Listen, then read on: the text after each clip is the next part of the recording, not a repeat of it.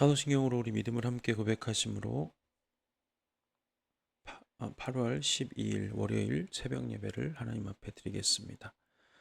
전능하사 천지를 만드신 하나님 아버지를 내가 믿사오며 그 외아들 우리 주 예수 그리스도를 믿사오니 이는 성령으로 잉태하사 동정녀 마리아에게 나시고 본디오 빌라도에게 고난을 받으사 십자가에 못 박혀 죽으시고 장사한 지 사흘 만에 죽은 자 가운데서 다시 살아나시며 하늘에 오르사 전능하신 하나님 우편에 앉아 계시다가 저리로서 산 자와 죽은 자를 심판하러 오시리라.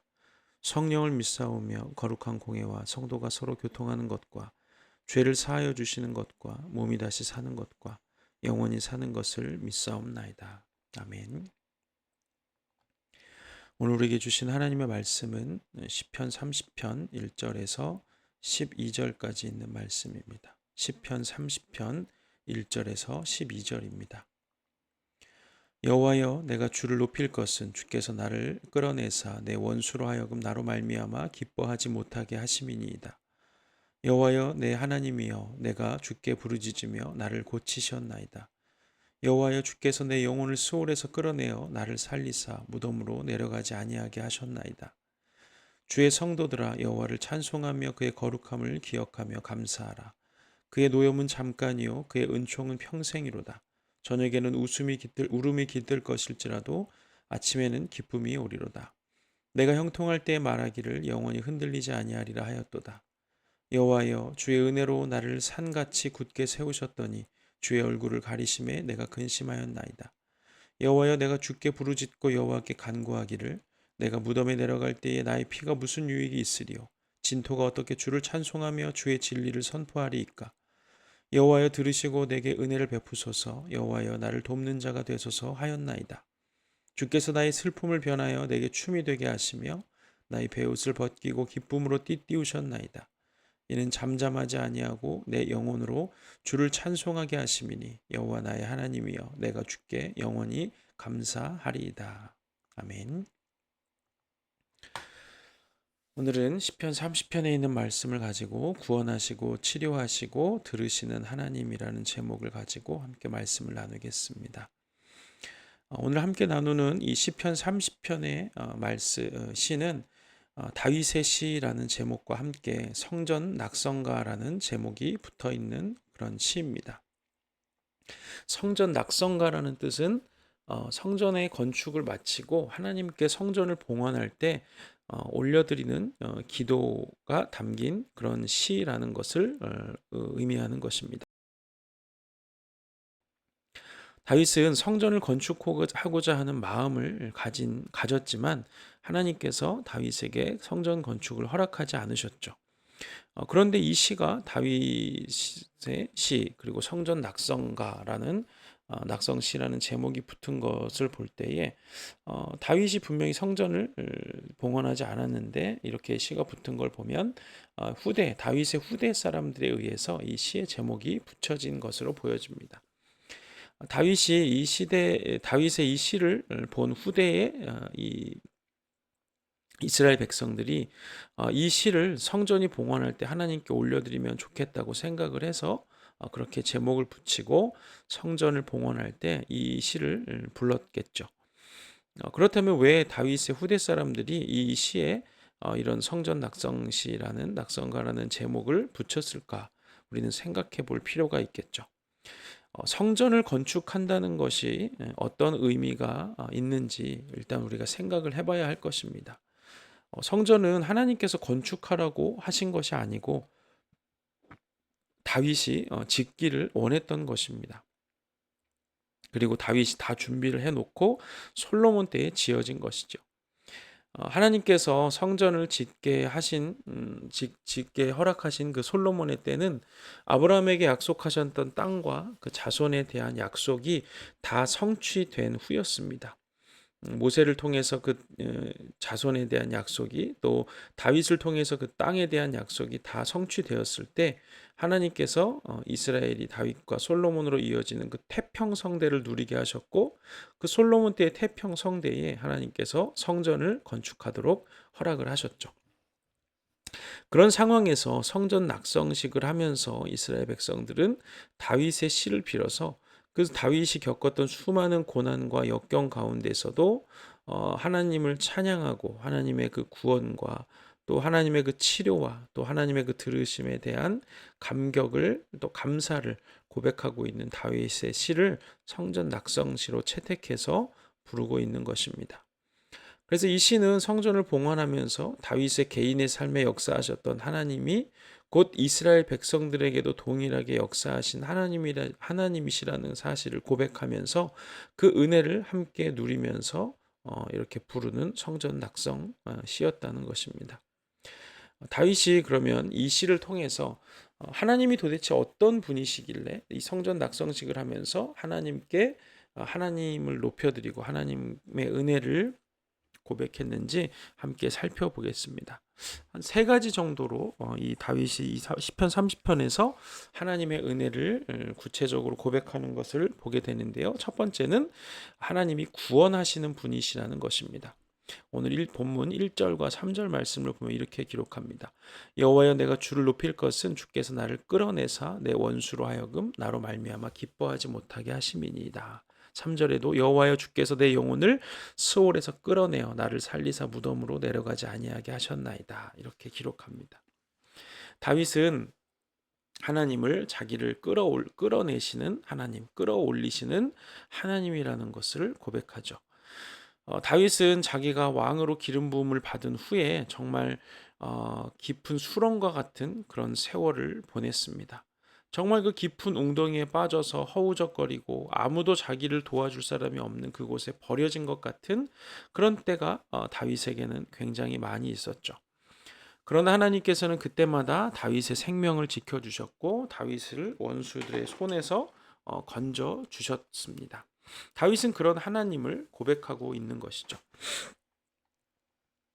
그래서 하나님께서는 이 다윗을 기름 부어서 세우셨기 때문에 그가 이스라엘의 왕이 되도록 그를 지키시고 보호하시고 구원하셔서 그의 다윗에게 맡기셨던 사명을 다 감당하도록 허락하신 것입니다.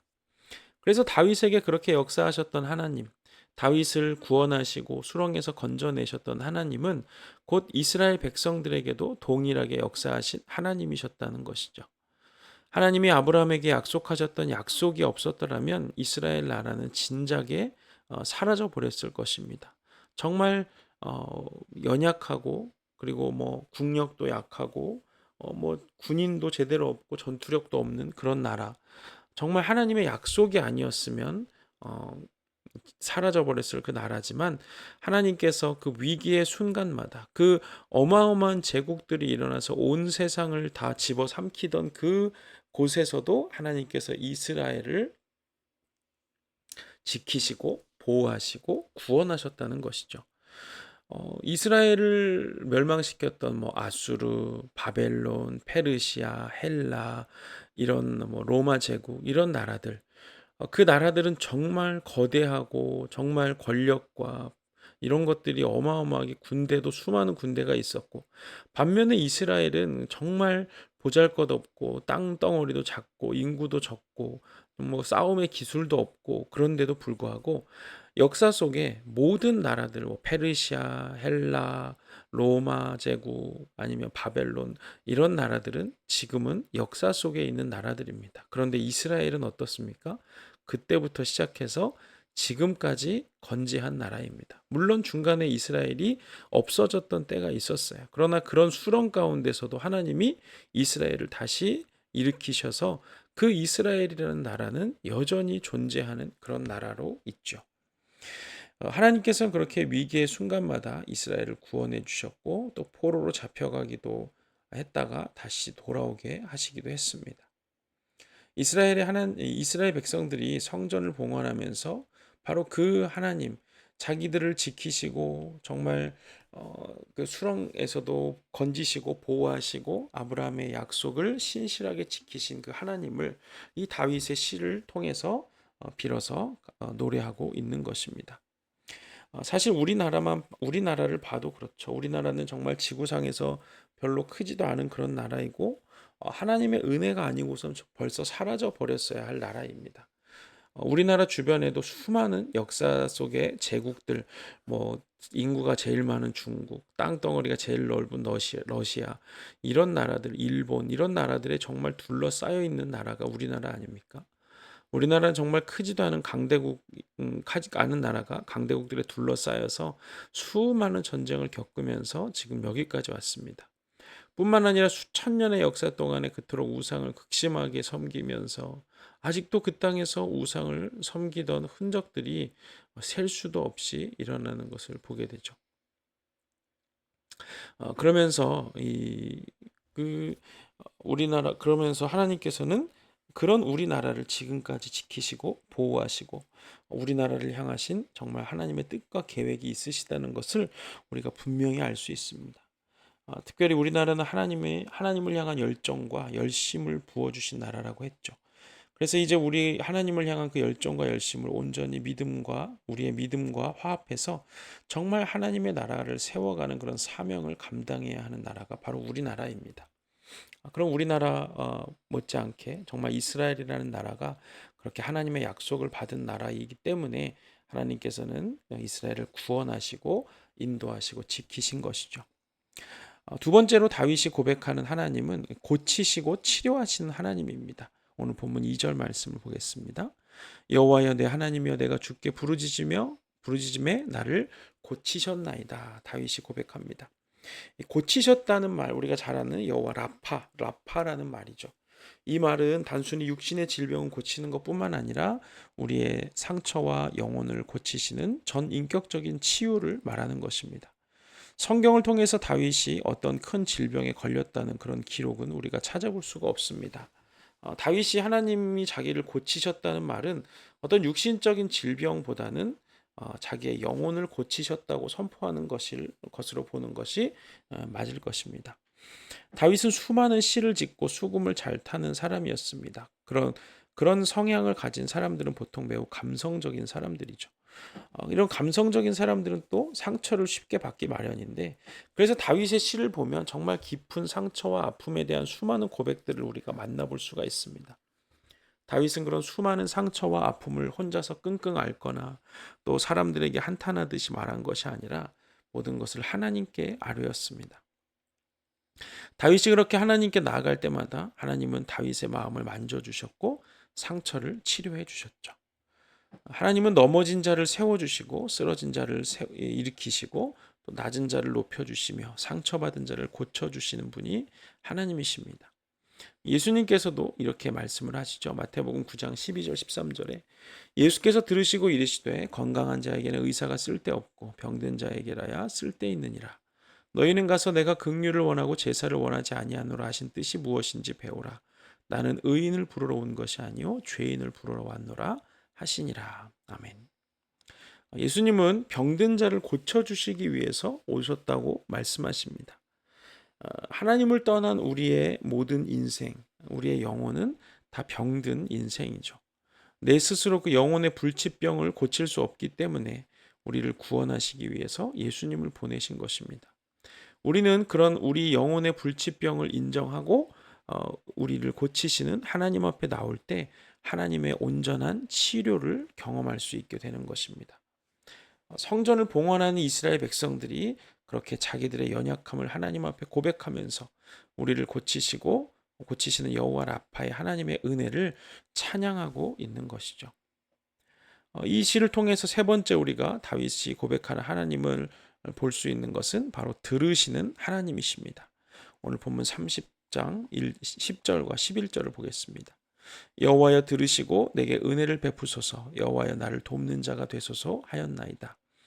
주께서 나의 슬픔이 변하여 내게 춤이 되게 하시며 나의 베옷을 벗기고 기쁨으로 띠우셨나이다. 아멘. 우리의 신앙은 하나님과의 교제를 통해서 이루어지는 것이죠.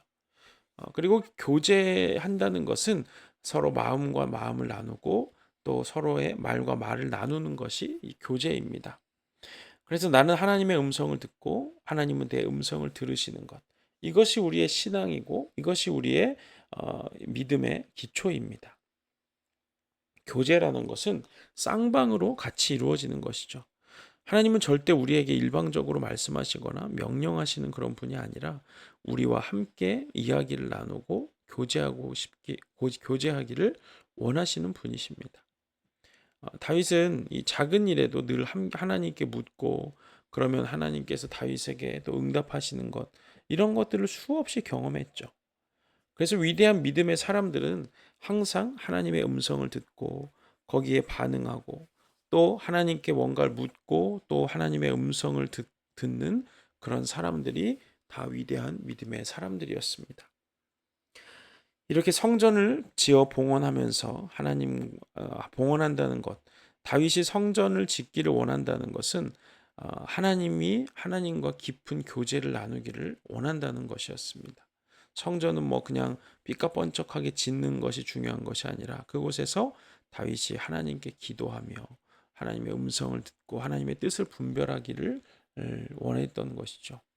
그래서 그런 다윗의 마음의 표현이 바로 성전 건축에 대한 성전 건축을 할 때 이 다윗의 시를 인용한 이유가 되겠죠. 그래서 오늘 시편 30편의 말씀을 통해서 우리가 다윗의 시를 통해서 깨닫는 것은 하나님은 우리를 구원하시고 또 치료하시고 우리의 음성을 들으시는 하나님이시라는 고백을 하게 되는 것이고 또 이스라엘 백성들이 성전을 지을 때 그런 하나님을 고백했고 우리도 오늘 이 시편을 보면서 하나님이 우리를 그 영혼의 절망 가운데서 구원하시고 또 치료하시고 또 우리의 음성을 들으시고 또 우리도 하나님의 음성을 들을 수 있는 그런 하나님과의 교제, 온전한 교제와 또 회복을 이 시편 30편의 말씀을 통해서 누릴 수 있는 우리 성도들 되시기를 주님의 이름으로 축복합니다. 기도하겠습니다. 거룩하신 하나님 은혜를 감사합니다. 오늘 시편 30편의 말씀을 통해서 다윗이 고백하는 하나님, 구원하시고 치료하시고 또 들으시는 하나님에 대해서 함께 생각하게 하시니 감사합니다. 하나님은 실로 우리를 물 웅덩이에서 그런 죄악의 웅덩이에서 우리를 구원해 내셨고 또 구원하신 우리들을 치료하시고 또 치료하신 우리들과 함께 교제하시며 우리의 음성을 들으시는 하나님이심을 우리가 고백합니다. 이스라엘 백성들이 성전을 봉헌하면서 그 찬양을 불렀듯이 그러면서 하나님과 더 깊은 교제로 나가기를 원했듯이 우리도 나를 구원하시고 치료하시고 내 음성을 들으시는 그 하나님을 만나고 그 하나님을 고백함으로 우리의 삶에 더욱더 그런 하나님을 깊이 경험하는 삶이 될 수 있도록 역사하여 주시옵소서. 이제는 우리 구주 예수 그리스도의 은혜와 하나님 아버지 사랑과 성령의 교통하심이 우리를 구원하시고 또 치료하시며 우리의 음성을 들으시는 그 하나님과 동행하기를 원하고 교제하기를 원하는 우리 모든 부으시는 교회 성도들 머리머리 위에 이제로부터 영원토록 함께 하시기를 간절히 축원하옵나이다. 아멘. 감사합니다. 이번 한 주간도 우리를 구원하시고 또 치료하시고 내 음성을 들으시는 하나님을 깊이 묵상하며 승리하는 한 주가 되기를 주님의 이름으로 축복합니다. 내일 새벽에 또 뵙도록 하겠습니다. 감사합니다.